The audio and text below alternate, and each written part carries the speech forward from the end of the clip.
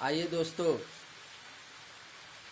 आज शुरू हो रहा है बीटीसी सेकेंड सेमेस्टर।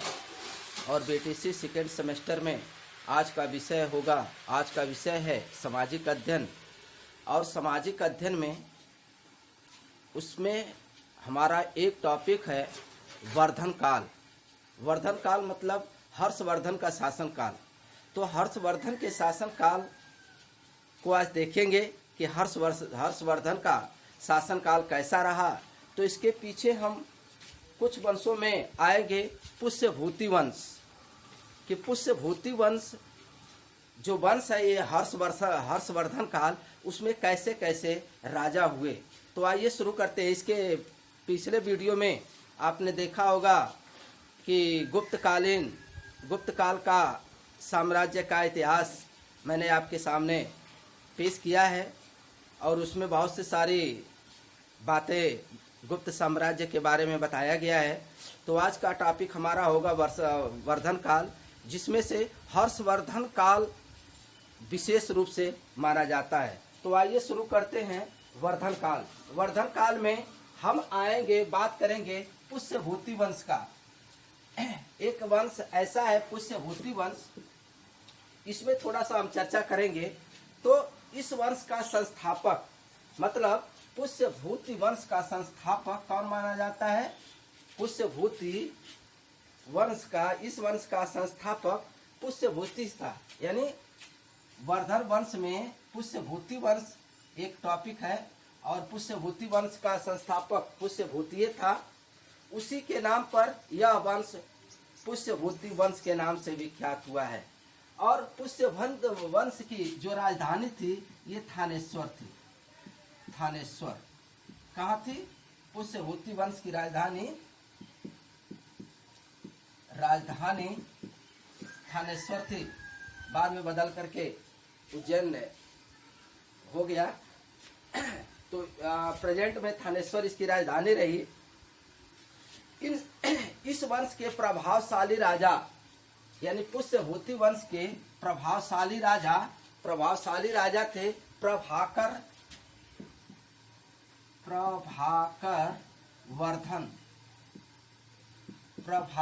वर्धन। यानी पुष्यभूति वंश के जो संस्थापक माने जाते हैं वो प्रभाकर वर्धन को माना जाता है। तथा इन्होंने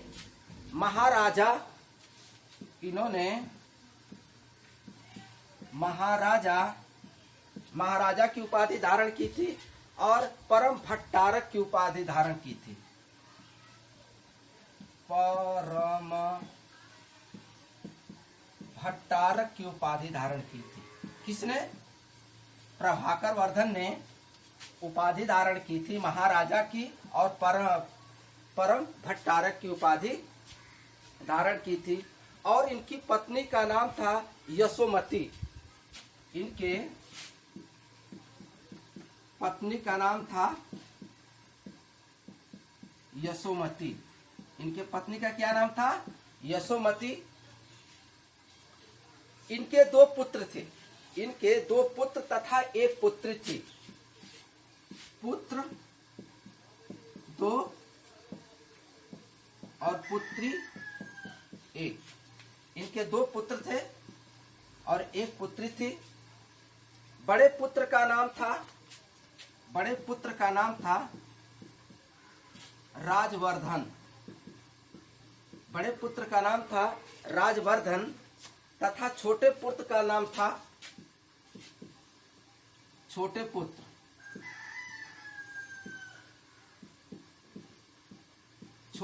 का नाम था हर्षवर्धन। छोटे पुत्र का नाम था हर्षवर्धन। ये चल रहा है पुष्यभूति वंश। और इसमें और भी आपके सामने बता रहे हैं कि देखिए पुष्यभूति वंश में कैसा कैसा रहा। इसमें देखिए बताने का मतलब यही है कि हम विशेष रूप से हर्षवर्धन शासन काल को पढ़ाएंगे। बस इसमें थोड़ा सा पुष्यभूति वंश में कुछ ऐसे टॉपिक है वही मैं बता रहा हूं। आपने देखा कि बड़े पुत्र का नाम राज्यवर्धन और छोटे पुत्र का नाम हर्षवर्धन तथा पुत्री का नाम था राजश्री। पुत्री का क्या नाम था? राजश्री। इनके पुत्री का नाम राजश्री। राजश्री की शादी कन्नौज के राजा, राजश्री की शादी किससे हुई थी?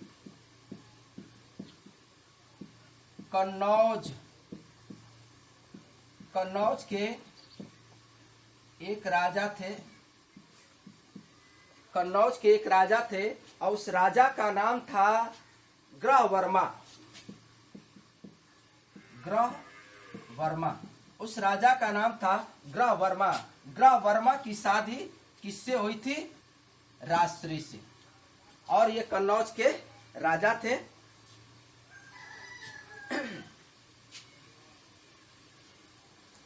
देवगुप्त ने ग्रहवर्मा की हत्या कर दी और राजश्री को बंदी बना लिया। देवगुप्त कौन था? देवगुप्त ये कौन था?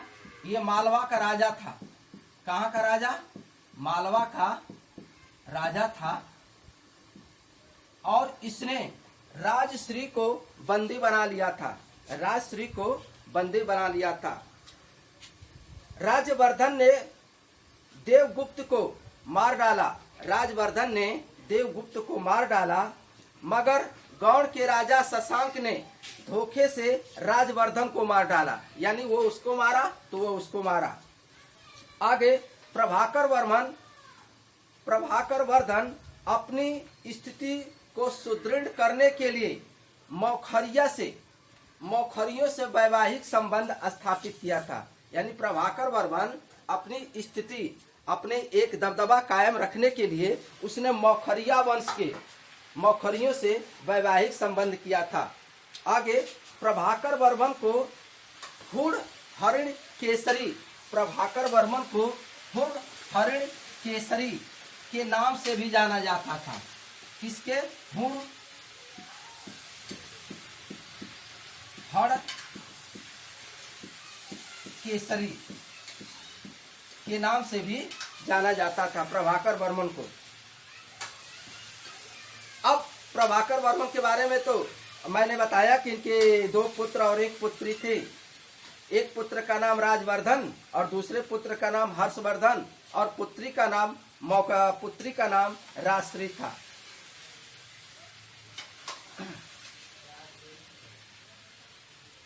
अब पुष्यभूति वंश के बाद बस हम मेन टॉपिक पर चलेंगे, हर्षवर्धन का शासनकाल।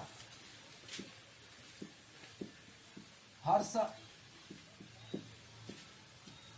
का शासनकाल। तो हर्षवर्धन के शासनकाल में आइए शुरू करते हैं कि हर्षवर्धन की शासनकाल कैसा रहा। राजवर्धन की मृत्यु के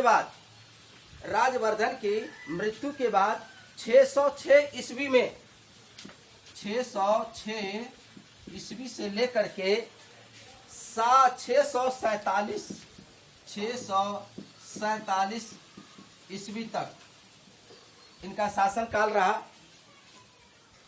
और हर्ष राजगद्दी पर बैठा। यानी राजवर्धन की मृत्यु के बाद हर्षवर्धन राजगद्दी पर बैठा और इसका शासनकाल 606 ईस्वी से लेकर के 647 ईस्वी माना जाता है। हर्षवर्धन को शिलादित्य के नाम से जाना जाता है। हर्षवर्धन को किस नाम से जाना जाता है? शिलादित्य के नाम से जाना जाता है। किसे जाना जाता है? हर्षवर्धन को शिलादित्य के नाम से जाना जाता है। हर्षवर्धन ने परम भट्टारक की उपाधि धारण की थी। परम भट्टारक की उपाधि इसने धारण की थी। परम भट्टारक की उपाधि हर्षवर्धन ने धारण की थी। हर्षवर्धन ने शशांक को हरा दिया था और कन्नौज पर अधिकार कर लिया था। हर्षवर्धन ने किसे हरा दिया था? शशांक को हरा दिया था और कन्नौज पर अधिकार कर लिया और उसे अपनी राजधानी बनाई। कन्नौज को मैंने बताया कि आगे चल करके कन्नौज राजधानी होगी। कन्नौज को अपनी क्या बनाया, राजधानी बनाया। किसने बनाया, हर्षवर्धन ने। हर्षवर्धन ने कन्नौज को अपनी राजधानी बनाया। हर्षवर्धन और पुलकेशियन द्वितीय के बीच नर्मदा नदी के तट पर युद्ध हुआ, जिसमें हर्षवर्धन की हार हो गई, आगे पुलकेशियन द्वितीय चालुक्य वंश का राजा था। पुलकेशियन द्वितीय कौन था, चालुक्य वंश का राजा था।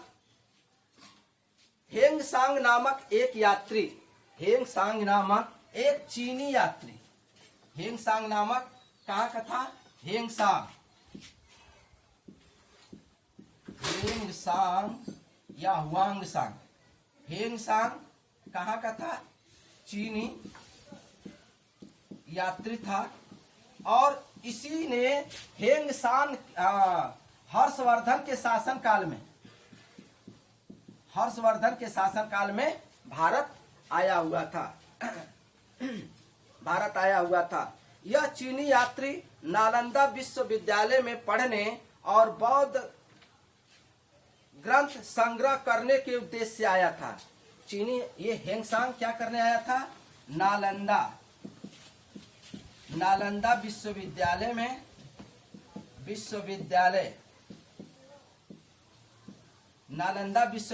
में पढ़ने आया था और बौद्ध ग्रंथ को इकट्ठा करने आया था। बौद्ध ग्रंथ के बारे में बहुत सारी जानकारियां करने के उद्देश्य से आया हुआ था। वह 629 ईस्वी में चीन से निकला था। हेंगसांग कब निकला था, 629 ईस्वी में चीन से निकला हुआ था। कौन, हेंगसांग या हुआंगसांग। वह 629 में चीन से निकला और लंबे समय तक भारत में रहा और 645 ईस्वी में वह वापस चला गया। यानी हेंगसांग 629 में निकला और 645 में वह फिर चीन की तरफ चला गया। उसने कई वर्ष हर्षवर्धन के दरबार में रहा। किसने, हेंगसांग किसके दरबार में था, हेंगसांग किसके दरबार में था, तो हर्षवर्धन के शासनकाल के दरबार में था या हर्षवर्धन के दरबार में था। हेंगसांग के प्रभाव में आकर कौन प्रभाव में आकर, हर्षवर्धन हेंगसांग के प्रभाव में आकर इसने क्या किया था, इसने बौद्ध धर्म को ग्रहण किया था। किसके प्रभाव से आकर, हर्षवर्धन के प्रभाव से आकर इसने हेंगसांग के प्रभाव में आकर हर्षवर्धन बौद्ध धर्म का महान समर्थक हो गया, जबकि उसके पूर्वज भगवान शिव के उपासक थे। किसके पूर्वज, हर्षवर्धन के पूर्वज जो थे वह शिव के उपासक थे और सूर्य के उपासक थे। इनके पूर्वज जो थे शिव के उपासक थे और सूर्य के उपासक थे। लेकिन हर्षवर्धन हेंगसांग के प्रभाव में आकर बौद्ध धर्म को ग्रहण किया था या बौद्ध धर्म का समर्थक बना था। हर्षवर्धन के समय नालंदा बौद्ध धर्म की शिक्षा के लिए प्रसिद्ध था। किसके शासनकाल में, हर्षवर्धन के शासनकाल में बौद्ध धर्म, हर्षवर्धन के शासनकाल में इसके समय में नालंदा बौद्ध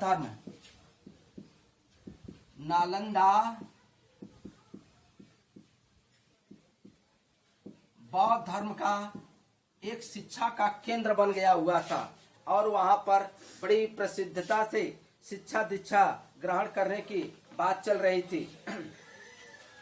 आगे हर्षवर्धन ने कश्मीर में एक शासक से बौद्ध के दंत अवशेष बलपूर्वक छीन लिए थे। मतलब हर्षवर्धन ने कश्मीर के एक शासक से बौद्ध के जो दांत थे उसके अवशेष बलपूर्वक छीन लिए थे। हर्षवर्धन के समय प्रयाग के हर 5वें वर्ष, हर्षवर्धन के समय प्रयाग के हर 5वें वर्ष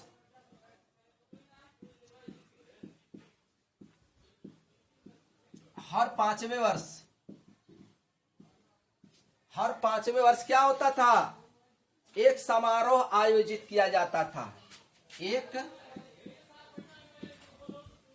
समारोह आयोजित किया जाता था और उस समारोह को महामोक्ष परिषद कहा जाता था। इस समारोह को महामोक्ष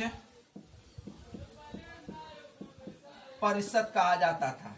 किस समारोह को? हर 5वें वर्ष जो होता था उस समारोह को महामोक्ष परिषद के नाम से जाना जाता है।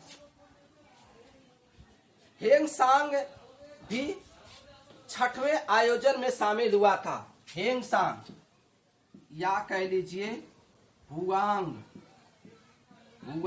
सांग या हेंगसांग, हुआंगसांग या हेंगसांग 6वें वर्ष, 6वें समारोह में, 6वें समारोह में शामिल होता था। मतलब 30 वर्ष बाद ये शामिल हुआ था। कौन शामिल हुआ था 6वें वर्ष में? ये 6वें वर्ष में तो हुआंगसांग समारोह में शामिल हुआ था। इसे मोक्ष परिषद के नाम से भी जाना जाता है और यह हर 5 वर्ष पे आयोजित किया जाता था। बाणभट्ट हर्षवर्धन के दरबारी कवि थे। बाणभट्ट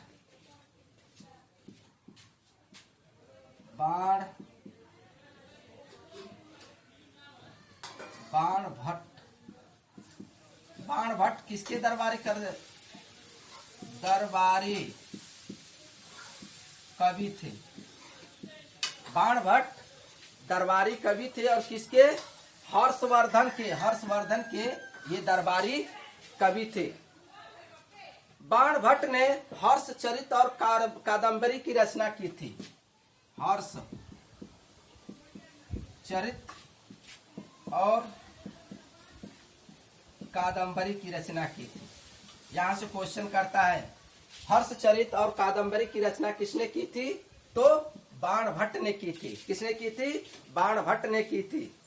हर्षवर्धन कवि व नाटककार भी था। यह क्या था? कवि भी था और नाटककार भी था। कवि भी था और नाटककार भी था। उसकी लिखित 3 नाटिकाएं यानी उसकी लिखित 3 नाटक नागानंद, इसके 3 नाटक हैं। नागानंद है, दूसरा आपको मिलेगा रत्नावली और तीसरा है आपका प्रियदर्शिका। क्या है? प्रियदर्शिका। ये 3 नाटक बहुत ही महत्वपूर्ण माने जाते हैं। नागानंद, रत्नावली और प्रियदर्शिका। बाणभट्ट के 3 नाटक, हर्षवर्धन के 3 नाटक बहुत ही महत्वपूर्ण माने जाते हैं। और ये तीनों नाटक किस भाषा में है? संस्कृत भाषा में है। किस भाषा में है? संस्कृत भाषा में। ये तीनों नाटक संस्कृत भाषा में ये लिखी गई है। हर्षवर्धन के अधीन शासक को महाराजा,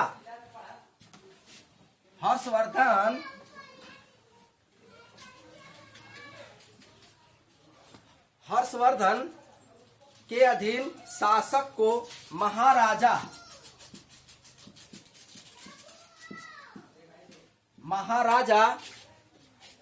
या महासामंत कहा जाता था। या महासामंत कहा जाता था। क्या कहा जाता था? महाराजा या महासामंत के नाम से जाना जाता था।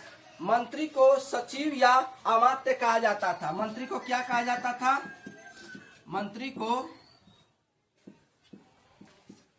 सचिव या अमात्य सचिव या अमात्य कहा जाता था। किसे? मंत्री को सचिव या अमात्य कहा जाता था। हर्षवर्धन का साम्राज्य कई प्रांतों में बटा हुआ था, जिसे भुक्ति कहा जाता था। हर्षवर्धन का जो साम्राज्य था कई प्रांतों में बटा था, कई प्रांतों में बटा था। और जो कई प्रांतों में बटा था, कई प्रांतों में जो बटा था उसे क्या कहा जाता था? भुक्ति कहा जाता था। क्या कहा जाता था? ये भुक्ति कहा जाता था। कई प्रांतों में बटा हुआ था, इसीलिए इसे भुक्ति कहा जाता था। भुक्ति का भी विभाजन जिलों के रूप में होता था। भुक्ति का विभाजन किसके रूप में हुआ है? जिलों के रूप में हुआ है। जिलों के रूप में भुक्ति का विभाजन जिलों के रूप में हुआ है। भुक्ति का विभाजन जिलों के रूप में हुआ था, जिसे क्या कहा जाता था? विषय कहा जाता था। जिसे विषय कहा जाता था, जिसे विषय कहा जाता था, जिसका प्रधान विषयापति कहलाता था। इस विषय को विषयापति कहा जाता था। विषयापति के नाम से जाना जाता था। कई प्रांतों को भुक्ति कहा जाता था। उस भुक्ति को जिलों के रूप में बांटा जाता था। उस जिले को विषय के नाम से जाना जाता था, और इसे के जो होते थे उसे विषयापति के नाम से जाना जाता था। विषय के अंदर भी कई पाठक होते थे। विषय का मतलब ये जिला हो गया है। विषय का मतलब ये जिला हो गया है, और इसके अंदर कई पाठक होते थे। और पाठक का मतलब होता है, पाठक का मतलब बताया गया है तहसील। पाठक का मतलब बताया गया है तहसील।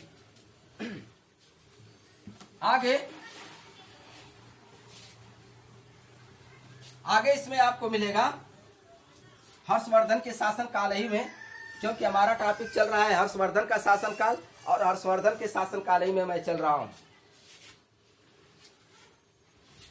अब तहसील होते थे। पाठक को तहसील के नाम से जाना जाता था, परंतु ग्राम सबसे छोटी इकाई होती थी। ग्राम क्या होती थी? सबसे छोटी इकाई। ग्राम को सबसे छोटी इकाई के रूप में जाना जाता था। और ग्राम प्रधान ग्रामाक्षक पाटलिक कहलाता था। और ग्राम प्रधान जो होता था ग्रामाक्षक पाटलिक कहलाता था। सेना के साधारण सैनिकों को, सेना के साधारण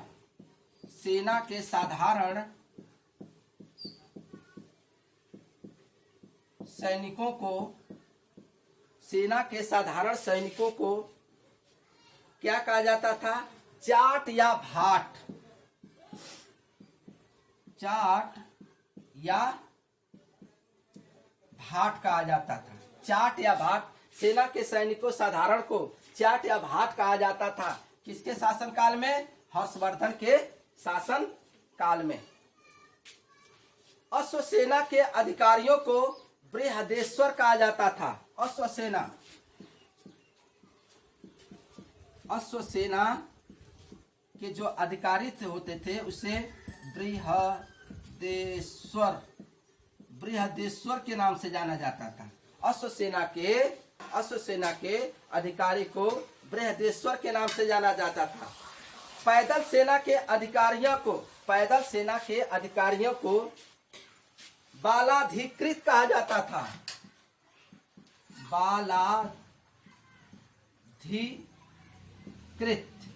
बालाधिकृत कहा जाता था। किसको? पैदल सेना के अधिकारियों को। पैदल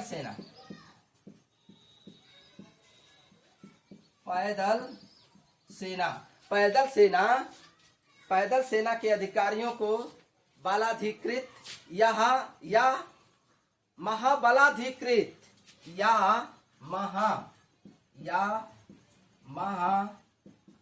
बलाधिकृत के नाम से जाना जाता था। आगे प्रधान सचिव को भुंडी कहा जाता था। प्रधान सचिव को क्या कहा जाता था? भुंडी। प्रधान सचिव को भुंडी कहा जाता था। प्रधान सचिव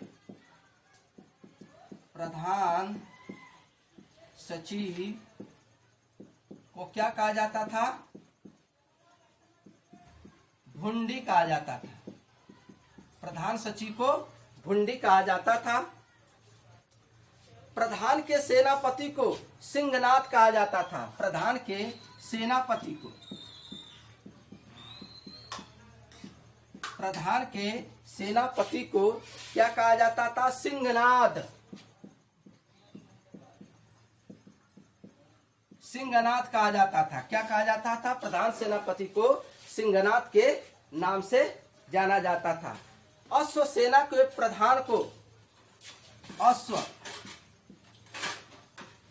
अश्व सेना के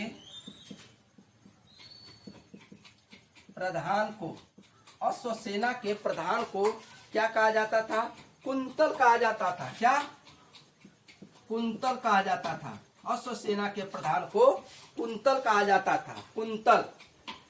गज सेना को प्रधान को, गज सेना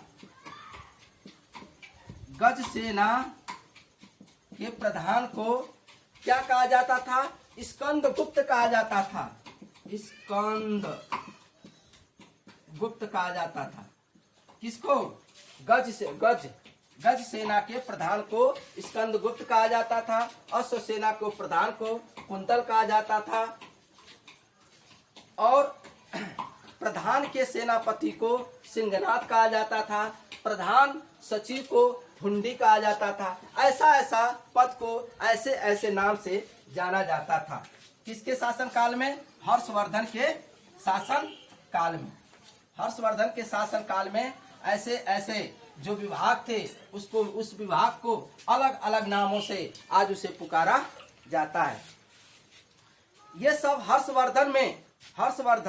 हर्षचरित में बाणभट्ट द्वारा लिखी गई है। ये सब जो रचनाएं मैंने ये सब जो पदों को मैंने बताया, ये सब हर्षचरित में बाणभट्ट द्वारा लिखी गई है। हर्षचरित में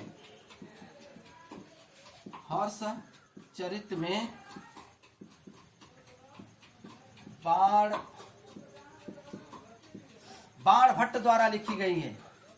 बाणभट्ट द्वारा लिखी गई है। क्या क्या? भुंडी, सिंहनाथ, कुंदल, स्कंद, ये सब बाणभट्ट द्वारा लिखी गई है। हेंगसांग के अनुसार हर्ष की सेना में करीब 5000 हाथी, 2000 घुड़सवार, 5000 पैदल सैनिक थे। यानी हेंगसांग के अनुसार, हेंगसार का कहीं कहीं प्रमाण मिलता है और उसमें यह बताया जाता है कि हर्ष के सेना में करीब 5000 हाथी होते थे। कितने? 5000 हाथी होते थे। 2000 घुड़सवार होते थे। 2000 घुड़सवार होते थे। 5000 पैदल सैनिक होते थे। 5000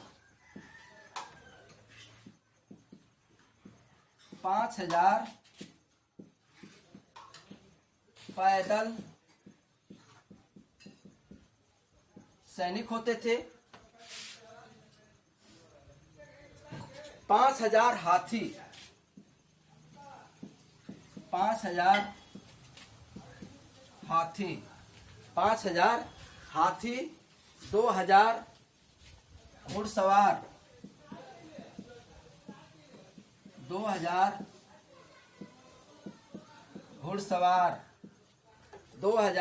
घुड़सवार और 5000 पैदल सैनिक थे।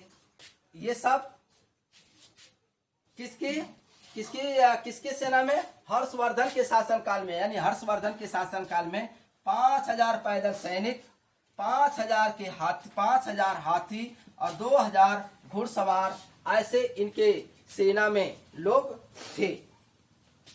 कालांतर में हाथियों की संख्या बढ़कर 60,000 हो गई। बताया गया कि आगे चल करके इनके सेना में जो सैनिकों की संख्या होगी वह हाथियों की संख्या बढ़कर 60,000 और घुड़सवारियों की संख्या लगभग 1 लाख हो गई। यानी 60,000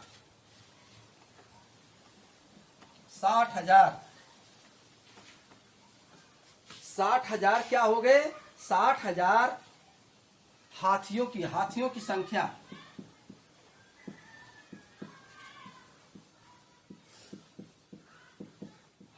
संख्या कितनी हो गई? 60,000। हाथियों की संख्या 60,000 हो गई थी। और घुड़सवारियों की संख्या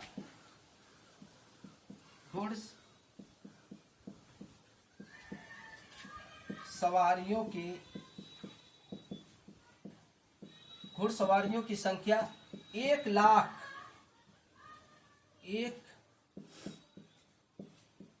हो गई थी आगे चल करके। और बाणभट्ट और हर्षवर्धन आगे चल करके 647 यानी 647 ईस्वी में हर्षवर्धन की क्या हो जाती है? मृत्यु हो जाती है। क्या हो जाती है? मृत्यु हो जाती है। यही रहा आपका हर्षवर्धन का शासनकाल या वर्धन वंश का शासनकाल। इसमें दोस्तों मेन टॉपिक पर मैंने चर्चा की है। और आगे जो भी इसमें अगर त्रुटियां होती हैं आप कमेंट करके जरूर इसके बारे में बताएं कि वर्धन वंश का शासनकाल में क्या कहीं अगर गलतियां होती हैं तो आप कमेंट में जरूर बताएं। आगे टॉपिक लेकर के आएंगे राजपूतों के उत्पत्ति के सिद्धांत।